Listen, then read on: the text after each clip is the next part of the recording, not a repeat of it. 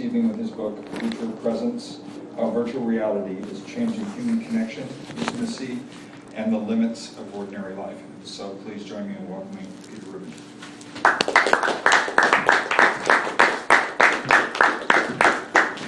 Thank you. Hi, everyone. Thank you for coming out. I didn't know that it could be sunny and 85 degrees here, so congratulations to you for having better weather than the Bay Area, and also for leaving it behind to come downstairs into a basement and listen to me talk about virtual reality.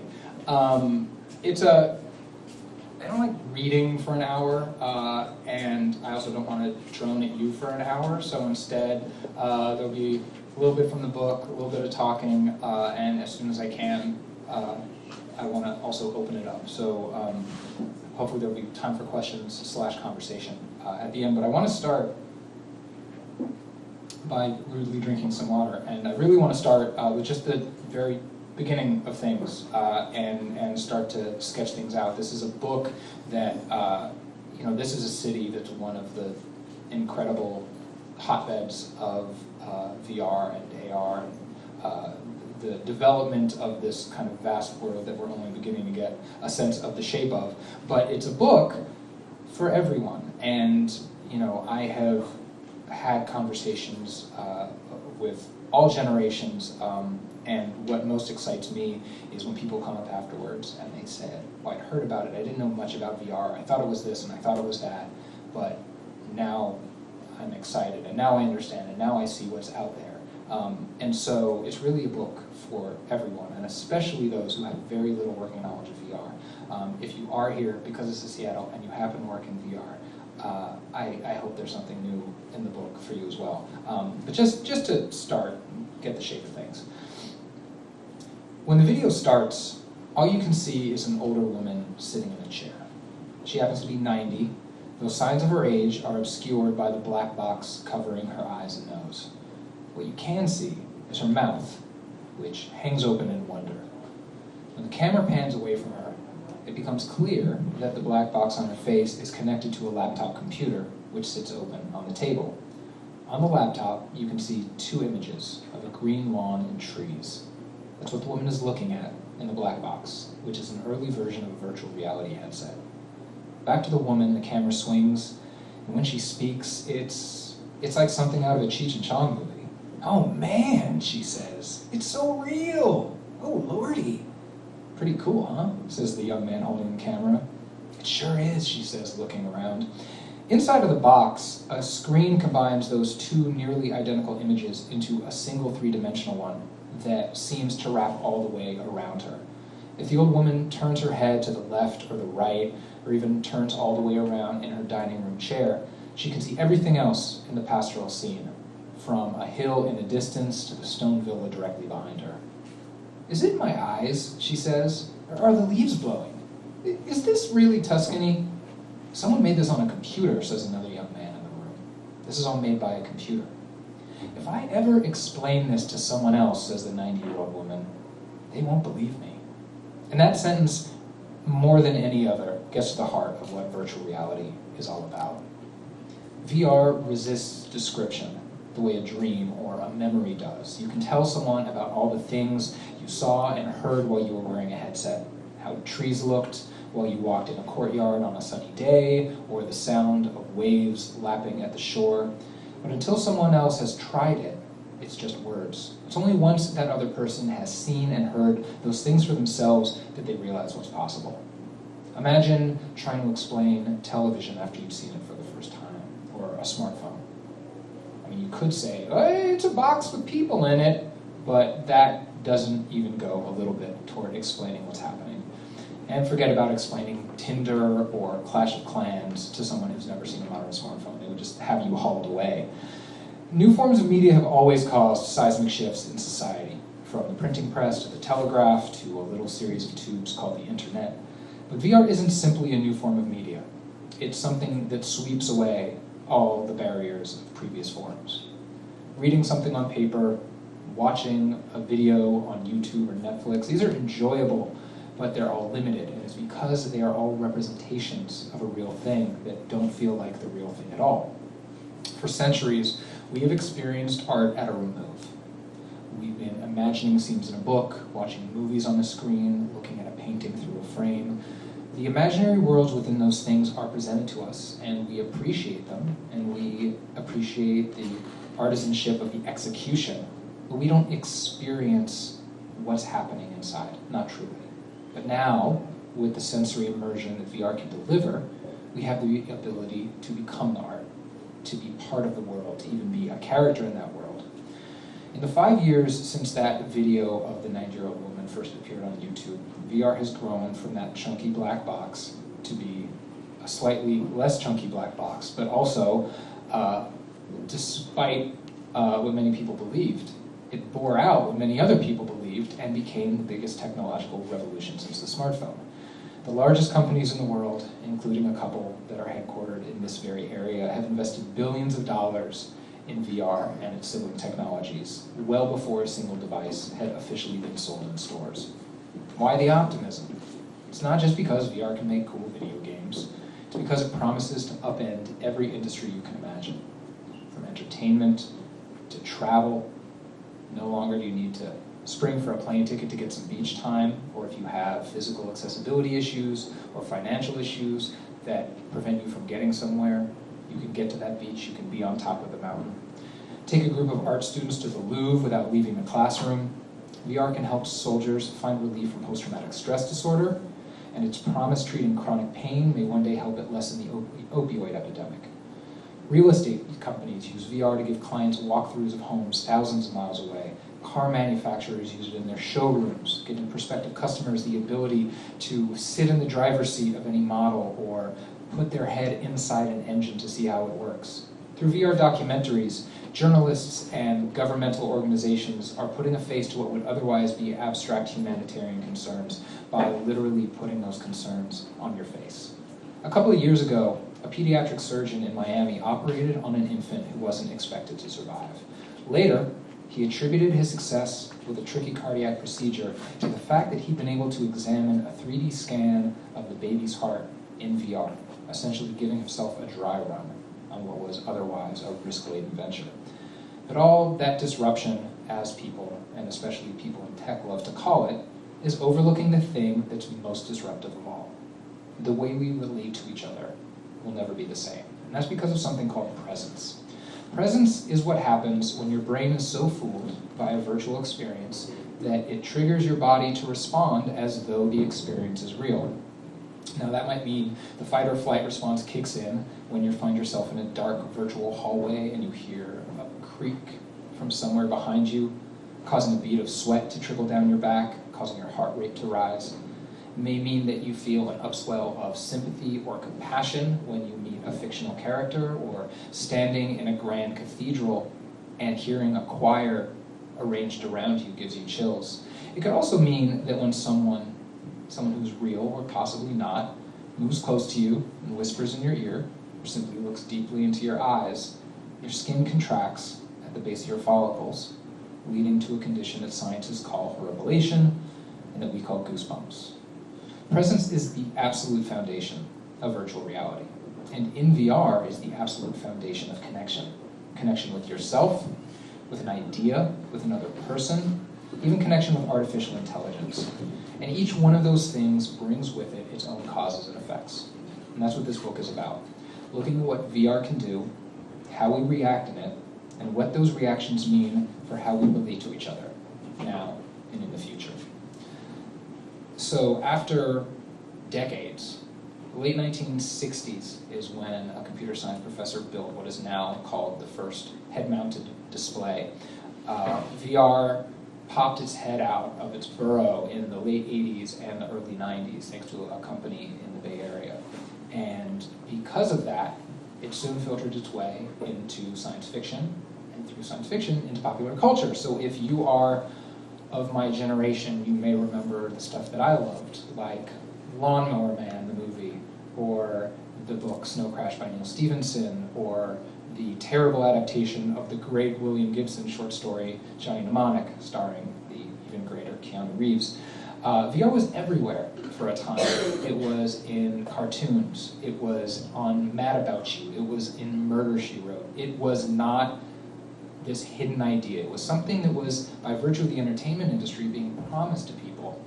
And so if you were at all into science fiction or at all into thinking about the future, it was held up as this thing that would enable you to have and do and experience anything possible.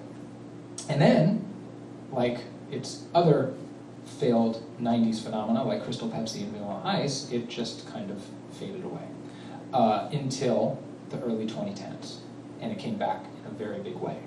And it came back in a very big way because of video games. And so when people started hearing about VR, that is how they thought of it. They thought of it as a gaming technology. And when I first experienced VR, it was in that context. And that's how I first started covering VR. But it didn't take long for me to have a couple of experiences that changed that changed the way that I think about it and wrote about it, and that hopefully will help other people think differently about it too.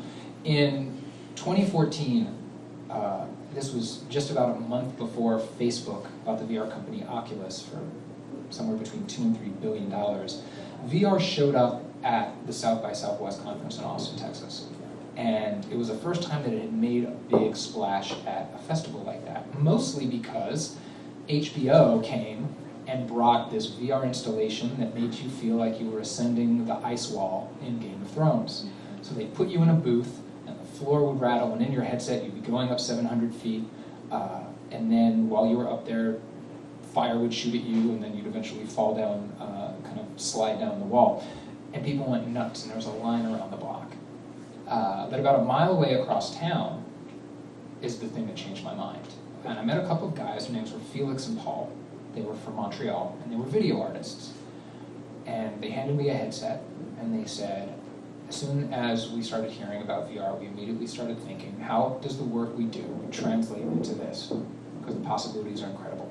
So I put the headset on, and up until then, everything that I had done in VR was either a game or it was like a game in the sense that it was computer generated. This was just how people created these experiences and these surroundings. When I put on the headset for the first time, I was somewhere real. I was in a video environment. And there was a guy in front of me sitting at a keyboard. His back was kind of to me, it was a 3/4 profile. He was smoking, he was playing piano, and he was singing to himself, and he was kind of finishing out a tune. And he kind of looked over his shoulder at one point, and I couldn't tell if he addressed me directly, but I got the sense that he knew that I was there. And I also could tell that we weren't going to interact, but he was fine with me being there. So while he played and sang, I did what you do in VR. You realize that you're in a 360-degree environment, and I just started to look around. So this guy's playing and singing, and I look behind me, and he's a musician. So the floor is cables and amps and guitars, and back here his dog was sleeping on the hardwood floor. And when I looked ahead, past him, out the window, it was a gray day. It felt small, and I felt like I was supposed to be there. And when the headset came on, and Felix and Paul said, well, what'd you think? I said, so, I don't mean this to sound creepy, but it felt intimate. And they said, yes. They said, that's exactly how we think about this. That VR has the ability to create these experiences that end up feeling intimate. And so, that is immediately how the light bulb went on. It's how I started filtering all the VR experiences that I was having, all the reporting that I was doing through this. And this was a pre-recorded experience. There was no guy. There was no musician. There was a recording of a musician, and I was situated within it. But I wasn't there with anyone else. And the thing that changed my mind, yet again, is when other people came into VR with you. And the next thing that I want to read from the book takes place towards the end of an early chapter. And the way that the book is structured, it starts with some definitions. It just gives us a working glossary. There's a very brief overview of where VR came from. And then it starts with the interior. And it examines how VR can help us change our relationship with ourselves, its therapeutic applications, the way that it strengthens meditation and mindfulness exercises, and the way that it helps us connect with ourselves, which is sometimes the most important thing we need to do before we can connect with other people. And so this is a little bit that comes at the end of that chapter. There's also a fair bit of amateur night performance, so I'm going to apologize beforehand. Whether in a mansion, a cluttered office, or my own house, All of this VR has had one thing in common. It's been me, by myself. That's to be expected. Meditation tends to be an inwardly focused practice. But VR doesn't promise to revolutionize that self-connection only through monastic seclusion. Or so I realize when I look at the clock in Ray McClure's workshop. He and I have been, well, there's really no easy way to say this, we've been grunting and cooing at each other for nearly a half hour. Ray McClure is an artist in residence at the Gray Area Foundation, a digital incubator program housed inside a historic movie theater in San Francisco's Mission District. And yes, that is just about the most Bay Area sentence you could possibly write. He's 40 with a thin mustache and a conversational pattern that's as energetic as it is syncopated. He's like a pull-string motor that refuses to catch. More than a decade ago, Ray became one of Twitter's first employees, with stock options that enabled him to buy a house and open an art gallery in the city. Okay, maybe that's the most Bay Area sentence you could possibly write.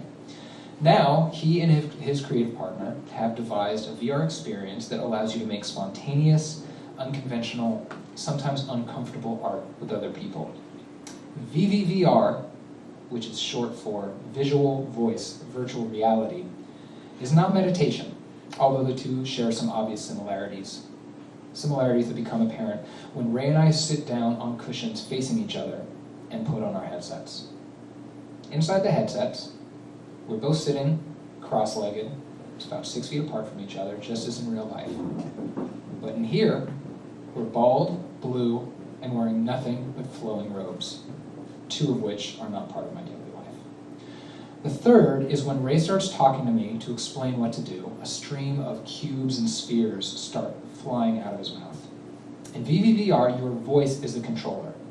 And all you need to do to create is use that voice. The type of sound you make, as well as its pitch, whether a sonorous a staccato k, or a high-pitched e, determines the shape and color of the forms that sail out of my mouth.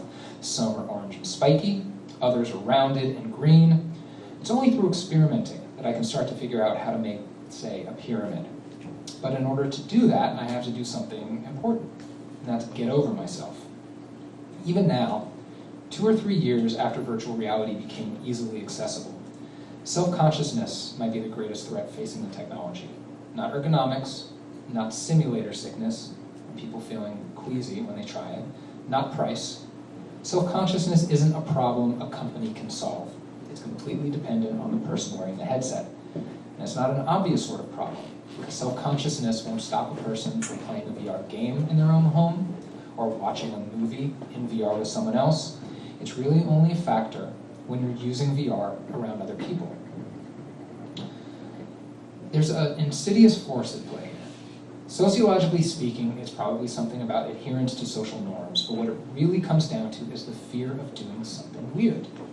VR is all about you experiencing a different reality than everyone else around you. And that means that however you're behaving because of VR, gasping in surprise when a dinosaur appears at the end of a hallway, or you're crouching down to examine something on the ground, it's going to be out of step with what people around you are doing and expecting.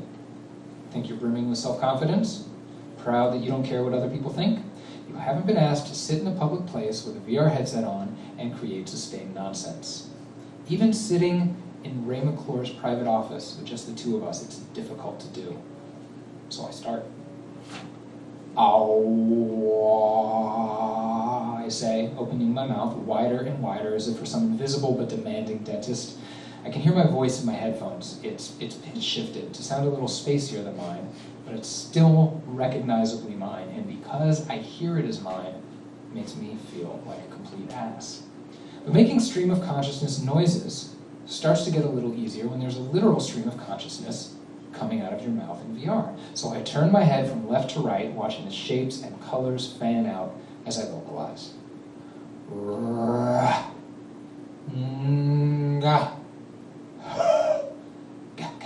Yeah, I'm in falsetto now. Honestly, the only way I can describe these sounds now, embarrassing as it is by later listening to a recording I made of sitting there with Ray. But in the moment, I'm not thinking about the sounds that I'm making. I'm thinking about the colors I'm making, the shapes that I'm making, and the ones that bald, blue Ray McClure is making sitting across from me. And slowly, I realize that my focus has shifted. When I first put the headset on, I was keenly aware of being in here and out there. In here, I was experiencing presence in VR, but it was tempered by some part of my brain wondering how I looked to someone out there. Now, let's face it, what I was doing in here was pretty out there in more ways than one. But as Ray McClure and I created this visual language of our own, that self-consciousness began to ebb away. And so did my feeling of straddling a here and a there. I'm not the only one who's been similarly engaged by this experience. McClure and his partner have taken VVVR to a few gatherings, among them a secret invite-only event hosted by movie director David Lynch called the Festival of Disruption. Over the course of a weekend, they put hundreds of people through this experience, 2 at a time. Actor Owen Wilson loved it, which may come as no surprise. So did Robert Plant's band, which may come as a little more surprise. McClure plays me a video montage they made of the event. It's person after person after person losing themselves in the sounds they and their counterpart are making. There's no trace of awkwardness, despite the fact that a room full of people is watching you do this. To paraphrase Funkadelic, this is a clear case of freeing your mind so your voice will follow. Eventually, I want to ask Ray a question about all this, but I don't want to pollute our sound world with actual words. But I figure it's been 5-10 minutes since we started doing this. We got plenty of time, so I take off my headset, and I see the clock hanging over his head, and we've been in there for 23 minutes. And I'm late for work. Would become a well-known problem that I had, VR time, where it dilates and expands, or dilates and contracts, depending on what you're doing, and there's never any true sense to know how long you've been inside unless you have a clock in there, which you can. So when I leave the gray area theater and I hail a Lyft ride back to the office, I notice that the driver has stuffed the pockets behind the front seat with laminated photos. And they're all selfies that she's taken with celebrities who've gotten into her car. There's an R&B singer I recognize, there's a football player with the 49ers, there's an actor, and my first reaction, I have to admit, isn't great. I start to scoff inwardly, and I think, why would you do that? Why are you trying to impress someone with something that happened by random chance? But then, almost as immediately, I become aware of what I'm actually doing, judging her for no reason at all for doing something that makes her happy. And I think back to moments before, when I was sitting with Ray McClure, droning nonsense. In that space, I was thinking about nothing but the thing that I was doing. I didn't feel judgment, or expectation, or worry about how I might look or sound. And that's how everyone should be able to live their lives. So I lean forward between the seats of the car, and I say to the driver, tell me about the nicest celebrity you ever picked up. So before I get to the last thing, I want to talk just a little bit about where the rest of the book goes, and that is this idea of intimacy. Now there are kind of some very important things that happen in VR that allow this to happen. And these are all things that are new to us, at least new to us with digital media, and these things that really set it apart. The first of these things is eye contact. Now, we all talk to people on our screens all day long. When I was a kid, the most unbelievable Jules Verne-like futuristic invention I could imagine was the video phone. This idea that you could see the person that you were talking to on the phone, no matter where they were. Now, it's standard issue. Now we FaceTime with people, and we Skype with people, and we have Zoom and Google Hangouts, or whatever it is that we use at work or at home. But for all the time that you spend talking to someone face-to-face through these mediated means, you never make eye contact with them. Either you're looking at their face, in which case you're looking at your screen, and when they see you looking down, or if you want them to see you looking at them, you look into the camera of your phone, and then you can't see them. So it's not actively alienating, but there is this tiny little rift that opens up. This is by nature a detached means of communication, as direct as it feels. That's because we look at each other the way we've always looked at our stories, through this rectangle. And VR brings you inside that frame.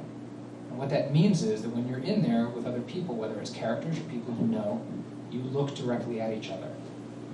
And that's because of this other thing. It's called embodiment. Now, when I stood in that room where the musician was playing, I didn't have a body. I looked down, and all I saw was a blur on the floor where they had removed the footprint of the camera that was in there capturing the scene. But increasingly, any multi-user VR experience, whether it's kind of explicitly for social purposes or something more game-like or something more entertainment-focused, you're going to have a body. And what our bodies look like in VR and how they look to other people, even more importantly, have an incredible amount of influence on the way we act, both inside and outside VR. As an example of this, two things. One is, if your avatar is significantly heavier than you are in real life, when you take the VR headset off, you're going to move more slowly than you did before you went in. If you are in VR and you're playing catch people, and because you're embodied, it's like this, you're playing catch. And the two people that you're playing catch with start ignoring you and just start playing catch by themselves. And they don't tell you why, and they just X you out of this. When you take the headset off and you're talking to someone and they accidentally drop a pencil, it's going to take you longer to help by picking up the pencil than it would if you were playing catch with those people in VR and you never got ostracized. Avatars and embodiment can change our self-conception, and they can change our behavior. And when we talk with other people, it's the thing that also unlocks this thing that we've never had before in digital communications. The way we've always met people, it's kind of two tracks. You meet someone in real life, or you meet someone on the internet. And they have two very different metabolisms. You meet someone in real life, and it's very slow at first. It's a little awkward. You might have chemistry with someone and spend more time with them, and as you get to know them, you go in a little deeper, and you get to know their interior. You get to know their tics and their mannerisms, and their history, and the things that move them.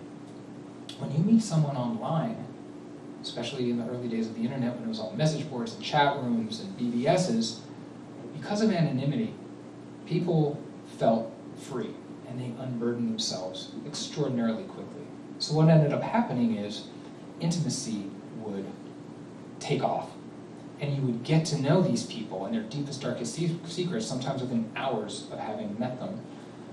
But then, if you met them in real life, whether this has happened to you or somebody that you know the sensation of meeting a person and not having it match up with the person that you thought you knew. Sometimes that's as superficial as the way they look. But more often than not, it's because of their personality. When we talk to people, when we communicate through the internet, we're curating ourselves. We take time. You see those 3 dots in the text message while someone is composing the perfect thing to say to you. It's not instantaneous, it takes minutes. VR doesn't allow for that. VR is you in real time, talking and moving like you.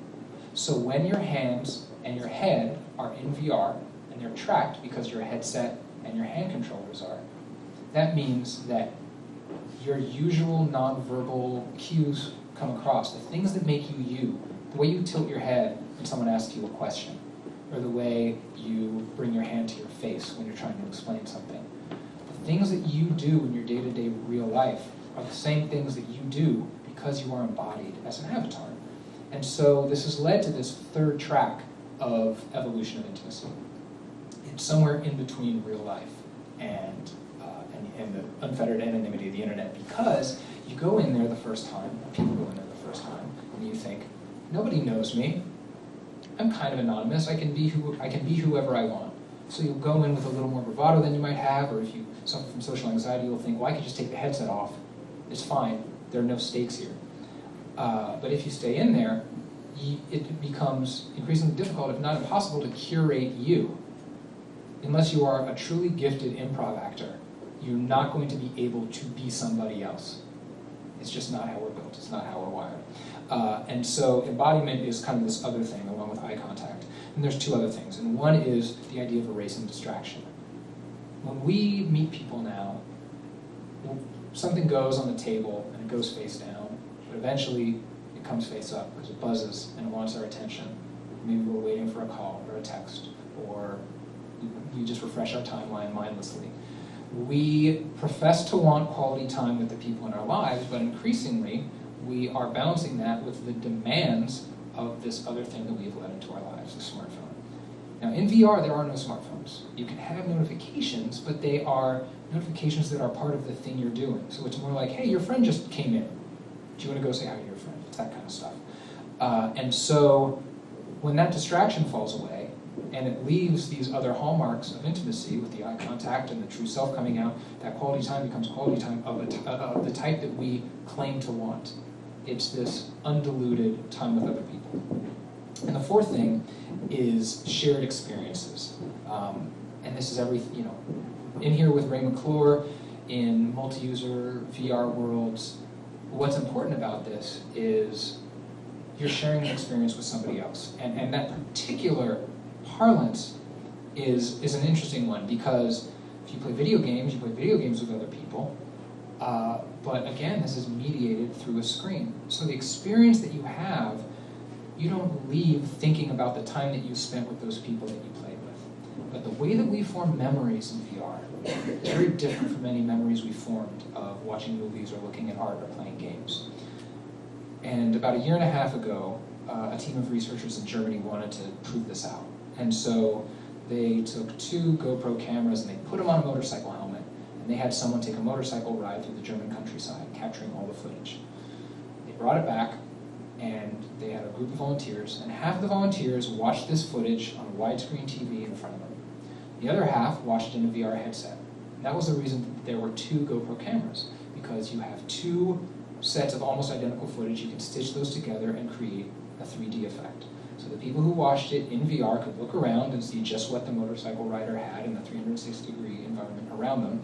And the people who watched it in VR also had their hands on a set of motorcycle handlebars that had been mounted to the table in front of them, just to give them that little added immersive boost. And then afterwards, the researchers gave everybody a photographic memory test of the kind that's used in psych experiments all the time. Here's an image. Is this from the ride that you saw, or is this just another image of the German countryside? Now, the people who had experienced the ride in VR outperformed the people who had watched it on TV. No surprise there. This is the kind of thing that's been replicated time and time again. But this is not what the researchers had set out to prove. And what they had set out to prove, and in order to do this, they had also monitored the brain scans of people who were taking the memory test. The people who had experienced the motorcycle ride in virtual reality not only outperformed the people who had looked at it on TV, but they took on average a tick longer. And that delay, which was validated by the brain scans, were because they were accessing not the part of your brain that stores photographic memory, but the part that stores experiential memory, autobiographical memory. They were remembering it, and it took longer because they were remembering something they had done, not something they looked at. And what that means in VR is that when you are in VR with other people, your experience is the experience that you have with those other people. And where you had it is the virtual surroundings, and that, strange as it is to hear, is how you remember it. So I think of conversations that I've had with people, and I can pinpoint it. Oh, I was hovering a couple 100 feet over Central Park. Oh, right, that's when we were on Mars. Oh, yeah, we were in the Panda Preserve in China when we talked about that. The sense memory cues that we have are virtual, but they're not false, because the memory is truly of the interaction that we had. Now, the idea of a shared experience doesn't just stop there. The idea of a shared experience is something that has crossed over into the world of VR storytelling. Now, when VR first came around, movie makers got really excited. And they got really excited because all of a sudden they had an entirely new sandbox to play with, and it wasn't a box at all. They had a desert to play with. Over the past century, maybe a little bit more, a very distinct grammar of film and filmmaking has emerged. Cuts and zooms and pans. None of those work in VR, because when you're in VR, you are effectively the camera. So immediately, movie directors and the screenwriters started thinking, well, what's the big challenge? You have to find a way to tell a person where to look. What if they're looking at something, but the real action is over here? When you made a movie, you just showed them the thing you wanted them to see. But when you're just leave someone inside the frame, you don't have that ability to shepherd their vision. So the first challenge of VR filmmaking became, how are we going to do this? But after people had been experimenting that for a while, some other filmmakers started to realize maybe we're asking the wrong question. Maybe VR's value proposition for us as filmmakers isn't that we can reinvent a film language. Maybe it's that you can now share a movie. and share an experience. And so one of the first people to realize this is a guy named Chris Milk. Chris Milk is a music video director, and in 2015, he gave a TED Talk that became very famous in the VR world because he called virtual reality an empathy machine. And at the time, I was like, no, you didn't go far enough. I mean, it is, right? But empathy is a phenomenon of understanding, not a phenomenon of emotion. And intimacy is a phenomenon of emotion. So when people thought about empathy, they thought about, oh, it's a documentary. We'll put you somewhere in another person's life, like I was there with that musician, and by understanding a person's life, it'll make you a better person on the outside. But Chris Milk, after that, he and his partners at his production company started to realize, well, maybe there's this other layer. Maybe we make stories that you can be in with somebody else who is real. And his film company is called Within. And the last thing I want to read visits them and goes into the first shared experience that they ever built. They've done a number more since. What video still can't do, though, is bring more people together inside VR. The Ray McClure's VVVR project does. That's why even VR filmmaking powerhouses like Within are moving beyond mere documentary and narrative and trying to turn storytelling into a shared experience. Storytelling has always been a shared experience, right? Sitting in the dark, listening to a ghost story around a campfire, or watching a movie together. But this is something different. It's being conscripted into a story. It's being the story. And that's exactly what I'm looking for when I walk into Within's office on a sunny afternoon in May. Like so many of the companies in Los Angeles' burgeoning VR scene, Within is based in Culver City, a hybrid of hip and Hollywood that's also home to more conventional media powerhouses. Sony Pictures has a massive studio lot less than a mile away. And fittingly, Within's director of original content also hails from the world of conventional filmmaking. Jess Engel got her start producing independent movies, but landed at Within in 2016 to spearhead the company's narrative efforts.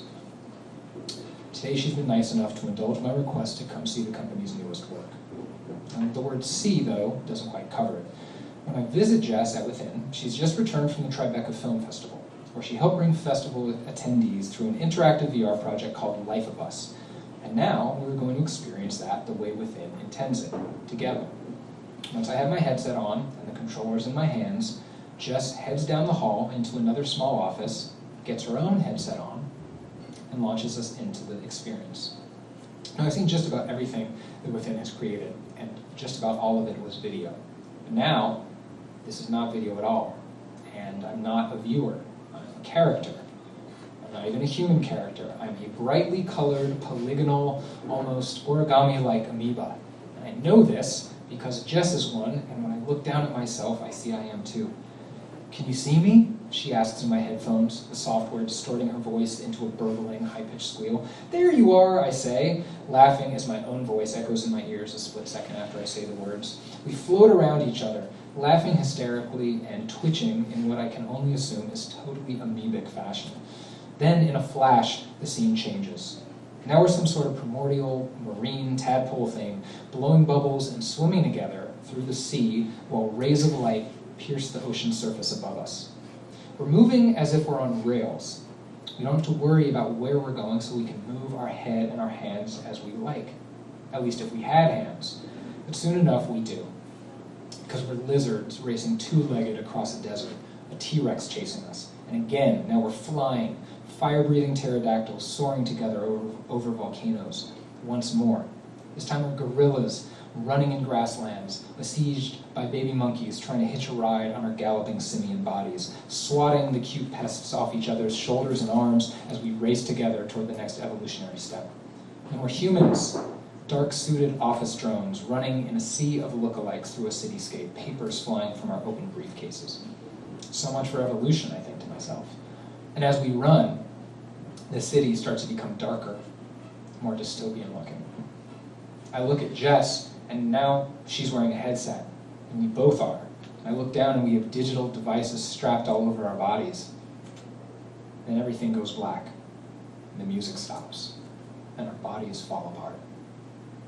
And when a light blinks back on, we're both female robots. As Jess reminds me later, the future is female. And we're dancing to a Pharrell Williams song that he recorded especially for Life of Us. All around us, we're surrounded by the creatures we once were, from amoeba to hyper-technologized office drones until finally everything goes black again and big block letters appear in front of me.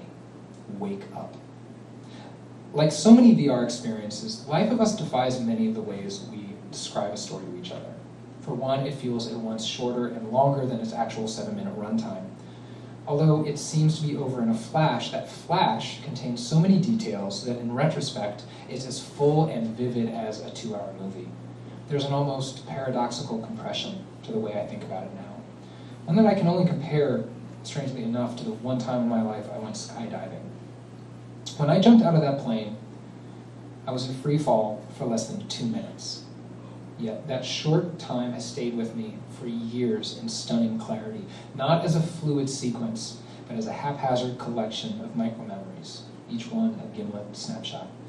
My feet flailing, the wind buffeting my cheeks, the plane shrinking away behind me. It's not a holistic experience anymore. It's a slideshow. And Life of Us has stuck with me in much the same way.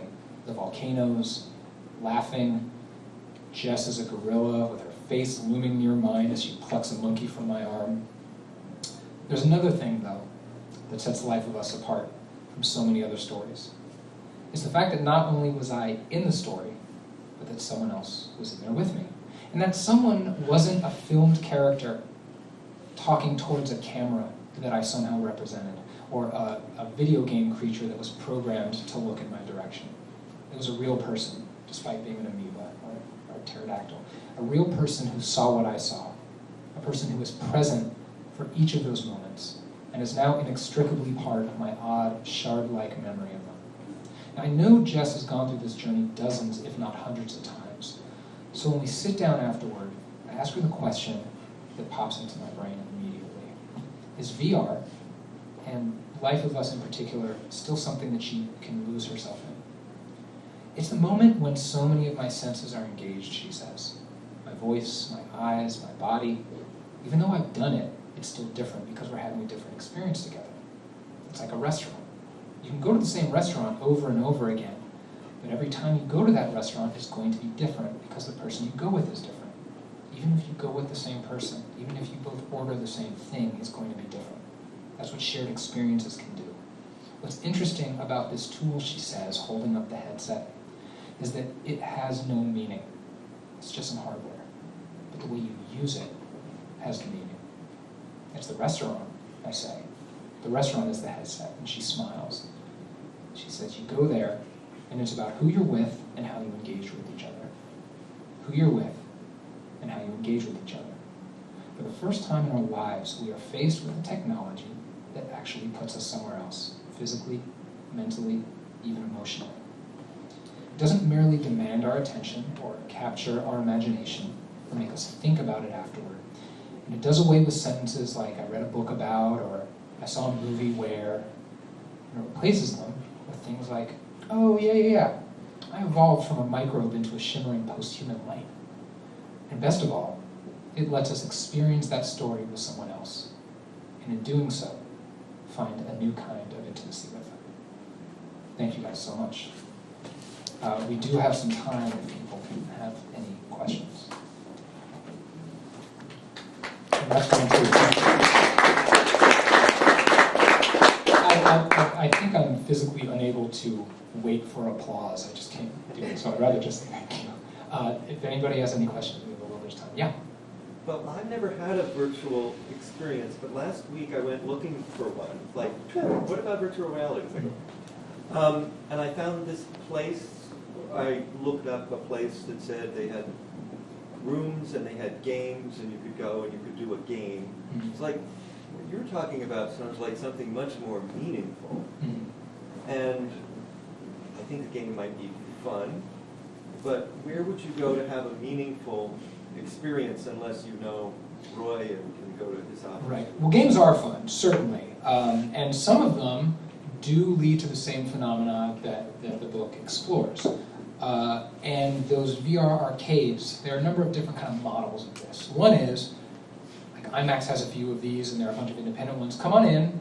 We have all the headsets. We have all the rigs. Here are the games you can play. Here are the things that you can do. Some of them do have social experiences that are available. which is like a taste of it, to go in once and then leave. It doesn't really give you the opportunity to kind of meet and go back in. That takes kind of repeated exposure. And then as you get into more difficult and expensive endeavors, you get to these facilities that are, this whole sector is known as location-based entertainment, the location-based side of VR, because you're going to a place. And it's great because so many people don't have these high-powered headsets in their home. So the kind of standard is, we have these commercially available headsets, so if you don't have one, no big deal, come here, play these games, do these experiences. That are everything from walk a tightrope between the Twin Towers to walk through a dungeon and take a battle axe to ogres, or whatever video game trope you desire. And then there are a number of companies who are building these incredible bespoke experiences. And the way they work is the computer that powers the headset goes in a backpack. All the tracking goes overhead, so you are untethered and you're free to roam. And you are free to roam because of something that's called redirected walking. Redirected walking takes advantage of the fact that you can think you're walking in a straight line when you're really walking 30 degrees off course. That's why if we don't use the North Star, we're screwed if we get lost in the woods. If we think we're going in a straight line, we will make a circle. So redirected walking harnesses that. So you can have a very small footprint stage, and you can feel like you are walking for a kilometer or more. And that's coupled with using real-world props to amp up the immersion. By which I mean, if you are in an experience, there's a place called The Void, and there's a couple in LA, and there's one in Utah, and they're expanding slowly. I think they might have plans to have one here. The real-world props are mapped to where you will see these things in VR. As an example, there's like one where you explore the ruins of a temple, of an ancient Mayan temple. And at one point there, you see a stone throne. You can walk over to it and sit your body down, and you're sitting on a thing, and you can feel the armrests, or like feel the arms of the throne exactly where they are. And it's not stone, but it is pebbled, and it's texturally pretty convincing because they make it all out of lighter weight stuff. And it also has devices that are tracked. So you can hold a torch and you can hand it to somebody else, or you can toss it through the air and they will catch it, which is remarkable. And so that is kind of an exploratory experience. And then there are others that are more kind of fantasy fulfillment, playing sports or going on adventures. These aren't necessarily built in order to induce empathy and intimacy. They are entertainment, and that's the location-based side of it, just wants people to come in. The intimacy stuff is it's not a money driver on that large scale, but it is an increasingly popular couple of sectors of the kind of VR experience world. And it comes with explicitly social platforms like Rec Room and AltSpace, both of which are headquartered in Seattle, and Facebook has its own, and High Fidelity, which is based in San Francisco, and there are a number of others. And then there are things like, their easiest analog would be, it's kind of like a movie, except you're in there and you're having these remarkable emotional moments with other people. There have been certain video games in the recent past that have harnessed that same energy. There's a very famous small game called Journey, in which you walk through the desert, and that's all you do. And you come across people, and you can't talk to them. And each other person that you see is a real other person playing that game at home. And you have these moments out of the silence, and there's one thing you can do to communicate with each other, so you do that thing and you move on. And it's remarkably effective, and that's happening on a screen in front of you. So those types of experiences, they're not necessarily as festival-focused as VVVR or Life of Us, but those things are increasingly coming into consumer headsets. Yeah. I'm wondering, have there been any studies regarding education in VR as a more effective tool? Certainly for memory strengthening and absorption and skill absorption. There's a study that's just about to kick off about language acquisition in VR. That's what I was going to ask. Yeah, so there's one, I think a pilot study is just about to kick off about Spanish, and I think now this is where things get weird. I think Facebook is sponsoring it, right? So you're getting into this place where academic labs have been doing incredible research in VR for years and years and years, and increasingly the larger companies that have sunk a ton of money into this are also piloting these studies and doing these studies. And if you are the kind of person that thinks that the sponsor of a study irrevocably taints the data, then you might be torn about this. But there's a lot of work going on, and I'm sure there's stuff happening in the academic space. I just, this one just came across the transit for me today. So it's funny, because I was thinking, hey, that could be an easier way for me to learn Spanish. Absolutely, and that is happening. There it is. A remarkable thing, just to illustrate this, is VR as a training tool, not just purely pedagogically, but it's used training football quarterbacks, because what you're able to do is set up a play again and again and again. So what they see in the headset is different defense setups. And you go through so many without the need to have people blow the play dead, get everybody back in formation, do it again. You can spend an hour and run a play 15 times. In VR, you can run a play 15 times in 3 minutes. So just the ability to do this again and again and again and get this muscle memory and internalize what you're looking at and how you're seeing it is absolutely remarkable. A lot of college sports teams are doing this in both hockey and football. Yeah? Yeah, what's a good tool to understand the broad landscape? For example, obviously there's the entertainment portion of VR. It comes out of game playing culture. But I've been exposed to some fantastic pieces that deal with social justice, the empathetic reaction, the more personal, I don't want to say art, but the more exploratory of its capabilities. Mm-hmm. Where do you find, or where is there a like community that really kind of specializes it? Where is it? I'm assuming on one level you could say it's bubbling up everywhere. Well, it is everywhere. What I would say is the first place you should go is definitely between the covers of this book. Secondarily, there are meetups in every major city about VR, and they tend to be people who are creating smaller independent projects, and they are more interested in plumbing those kind of depths.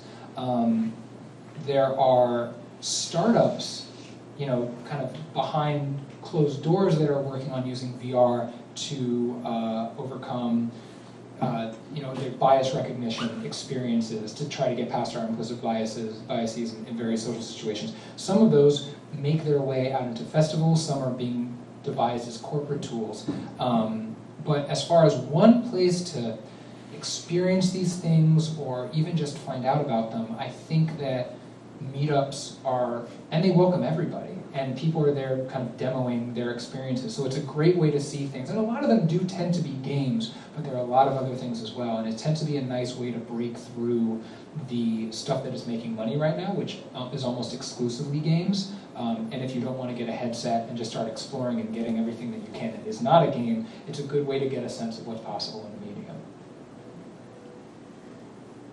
Maybe you get into this in the book, but at this moment when we're realizing that our optimistic naivete about technology is smacking us in the face. Oh yeah.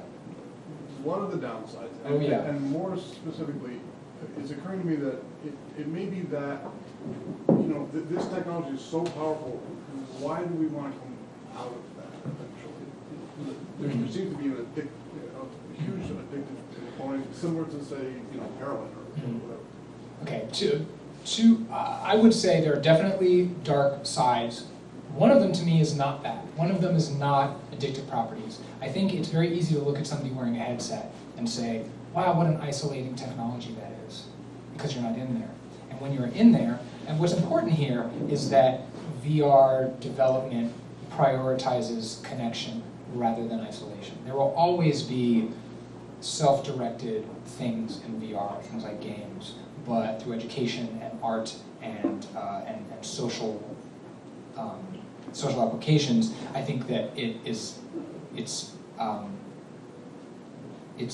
a lot easier to avert that kind of matrix dystopia where everyone's just plugged into a different reality than one might think at this stage in the technology. The two things that worry me the most, and one of which I get into the book, one of which I'm certainly talking a lot about, as are some other people. The first one that I deal with in the book is anyone who's been on the internet any time in the past 5 years knows that it's kind of a cesspool. People are generally shitty to other people because they are anonymous and because they are miles and a keyboard away. And so verbal abuse and sexual harassment and hate speech and emotional manipulation and emotional abuse, these are all endemic to social media platforms. And these social media platforms did not see it coming. They prioritized growth, and they didn't think about user safety. So when those chickens came home to roost, you have places like Twitter and Instagram and certainly Facebook that are grappling with a monster that grew too big for them to contain. Now, what's different about the problems with social media and VR is it's happening from a keyboard away on the internet. And in VR, when you are embodied, you have personal space. Trolls have never met the ability to invade someone's personal space. So all of a sudden, rather than someone direct messaging you something horrible or harassing you online, they can walk up to you, say something directly into your ear because audio is spatialized so you can hear the distance and direction it's coming from. When they walk up to you, the sound is consistent with that. They can reach out their hands, touch your avatar wherever they want to. Now, that's not to say that this is rampant. There are certainly incidents of sexual harassment and similar behavior in social VR platforms. But what began emerging either directly before that or certainly concomitant with it is developers started building user safety tools immediately. And an example of one, and this is one that's used by Rubin, which is a company made by a company that's based in Seattle. If someone comes into your space and they're bothering you, you make the universal, you make the talk to the hand gesture, and they disappear. But they disappear for you. They don't disappear for everybody else who's in that room. So on one hand, yay, great user safety tool. On the other hand, that person can keep doing whatever they're doing to your avatar, and even though you don't know, and you're spared that psychic wound, everybody else can see that. So that doesn't change the problem at its root. It doesn't address the problem at its root. So if the experiential design of these things, people are grappling with how do you disincentivize that kind of behavior overall? How do you build self-policing communities with the social contract? Where's the reprisal if you violate that social contract? And something that we haven't yet grappled with, but we undeniably will, is there will, at some point in the next few years, be some sort of legal precedent. What constitutes assault when there's no physical assault? I don't know the answer to that. I don't know what a judge would think the answer to that is. This is something that we have seen how long it took lawmakers to catch up with social media and with cyber stalking. We have no idea how long it's going to take for these problems to get to the level of addressing them at a large scale or taking a regulatory approach. The second dark thing, and I don't get into it as much in the book, but it follows, is fake news and fraud, the giant umbrella that is fraud. We have seen the information that we receive in the past few years become weaponized. And the tool that gives us infinite information on tap is the delivery device. Now what's different about your smartphone or computer and VR is rather than having information at your fingertips, you have experiences at your fingertips. So certainly it stands to reason that misinformation, disinformation campaigns could be waged in VR with disinformation, but they could also be waged with experience. You can also imagine that phishing scams and the Nigerian print scam and all these relics of the internet come into VR, and you imagine an octogenarian in an assisted living facility putting on a headset, and there's an avatar who looks like their grandson. Say, hey grandpa, your birthday's coming up, I had a gift I wanted to send you. I'd rather just wire it to you directly. Like, I forget what your account number and routing number are. So we're already grappling with how to authenticate and verify people's identities and information. Those are going to persist, but it's going to add the need to authenticate experiences. How do I know that this thing that I'm going into and what I'm doing in there is being viewed by everybody else in the same way? So fraud and just being shitty to people. Those are the two things that worry me the most about VR. And they both have pretty wide-scale repercussions if you kind of spin the thread out. I mean, there are, the way nation states are behind misinformation campaigns. No reason to think they won't be using VR.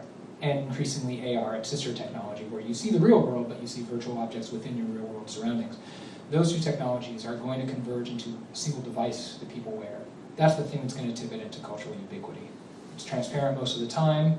You have your public life, you wear it to work, it helps you, you don't have to look at your phone. Then you go home, and it can black out, become occlusive, and you can use it as a VR device if you want to. But when you bring artificial objects into your real world, that's where that experiential authentication is going to become most important. I would say more in AR than in VR. Yeah, I saw another hand go up right in the middle. Oh, that was mine, but that was a very simple question. Is there any recording that happens in these environments, is sort of that meta view? So There can be, and that also dovetails into another kind of concerning thing. So basically, if you are using a VR headset, you have the ability through the computer that it's connected to or the app that you're using to get video footage of your view.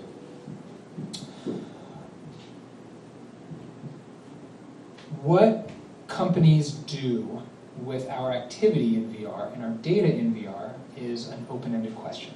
And certainly it's on everybody's mind right now. So the idea of an overview of what everybody is doing, is it all being stored on a server somewhere? I think the short answer to that is no. However, to use as an example, Facebook just a couple weeks ago rolled out kind of a virtual stadium experience where you can go watch live events, concerts and comedy shows, live sports, and you're seeing the live event happening as though you're sitting in the stands, but in the stands are all other VR avatars, and you can talk to them while you're watching this experience together. If someone is behaving badly around you and you report them, they can then, only then, I believe, start watching what that other person is doing.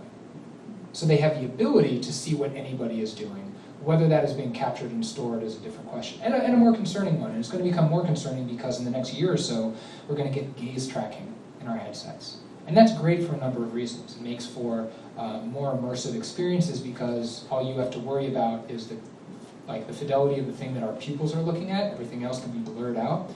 And it makes interaction much more naturalistic. You're not just staring at each other, what your eyes are doing or what your eyes are doing. So you can wink to someone. If you lie, your eyes might flick up and to the left.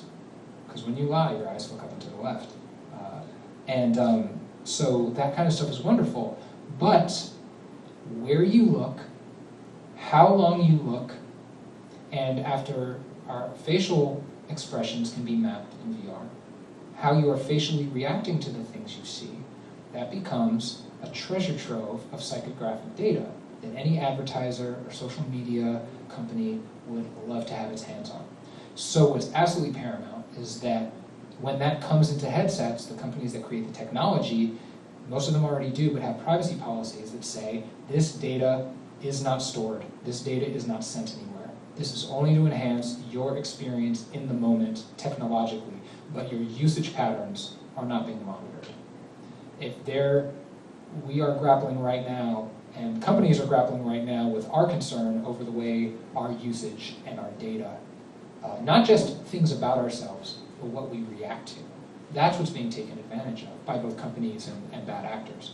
So having that data stay with us is absolutely crucial.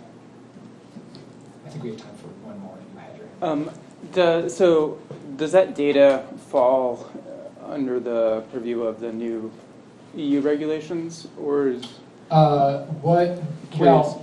if that would... As of now, it's not necessarily reflected because it's not a technology that's accounted for. Mm-hmm. A couple of months ago, I went and I saw a new gaze tracking prototype, and I explicitly asked them, I said, what's the policy? And they said for us to work with a headset manufacturer The explicit agreement is the data is not stored and the data is not sent. So it starts at the people who made that technology. And the question becomes, what happens if a company breaks that promise that they made and they put gaze tracking? They will. Which they may. I certainly want to believe they won't, but I don't have a lot of faith these days. Yeah. So privacy policies, when the EU privacy policy went into effect, we all got dozens, if not hundreds of emails. And among them was Oculus, which overhauled its own privacy policy. And some people thought it didn't go far enough, and some people thought it didn't take things like that into account. Certainly, as those things come out, there's going to be a need to revise privacy policies everywhere. Yeah. It seems like there's a precedent, at least, Yes. going into the technology. Yes, and certainly one of the companies that makes some of the best eye tracking technology, a company called Tobii from Scandinavia, they have an analytics wing, and it's an opt-in process. Would you like to have your eye data used for research? And you can say yes. And then they're very clear about what is being used for and what is being captured. But the default state, they were very clear about this, is no. So I'm glad they feel that way. Yeah. All right, one last. One last one, because I think this might be important. Actually, you know what? Since you asked one, he had his hand up, so let me go. It's you. In the process of researching and reporting this book, did you talk to anyone who's responsible for marketing the headsets, and how do you think they're doing right now? I think I did, even though they didn't have marketing in their title, because everybody who was working for a big headset company in the early days was a marketer. They had to think like one. They had to think, how do you convince people what's possible in here? How do you convince people to put this on even though they think they might look like an idiot? I think what we don't see, those of us out here that don't work in the field, what we don't see is how far ahead everybody is thinking and how far ahead a lot of companies have actually gotten. So I think that there is a disconnect between what we see as possible and what they know is possible. I'm not saying they're hiding it from us, but you can't very well say, well, in 3 years, this is going to be in headsets, because then why would you buy a headset now? So they want to sell the promise of what's available now, but they're also working a generation ahead. So I think that what I have seen of the few companies that have like a real kind of marketing and advertising presence is they're doing a good job of making it about giving a headset to someone else and experiencing the awe. What they're not doing enough of, and I think they need to, is communicating that what you can do in VR is not just be there by yourself doing something. If you've ever had a friend give you a headset and have you put it on, you'll think, oh, this museum is really cool. I can look at all this art. What's next? Oh, this is cool. There's a lunar landing module. What's next? The only thing that stops you from saying what's next is having experiences with other people, because that's what turns VR from a destination to a background. The VR has to be the substrate, not the end product. VR is a tool of facilitation. And what it facilitates is so unbelievable that I think that's the thing that you need to sell. I gave a talk last year to this highfalutin boarding school in New England. They had all read Ready Player One for their January term, so they wanted to hear someone talk about VR. And they were really engaged, and they were really excited, but the one thing I mentioned that sent an actual audible ripple through the room was when I talked about the fact that Netflix's VR app allows you to sit on a couch with somebody else and watch Netflix together on a screen, because they were high school seniors who were going to go to different colleges as their significant other, and all they wanted to be able to do was hang out. Long distance relationships. That's how you sell VR. That's how you do it. Thank you very much, guys. This was a lot of fun. I will be at the back table. If you have another question that I wasn't able to get to, feel free to come back and ask. If you have not read the book, please do buy a copy. I think you'll enjoy it. Thank you so much. And thank you to Ellie.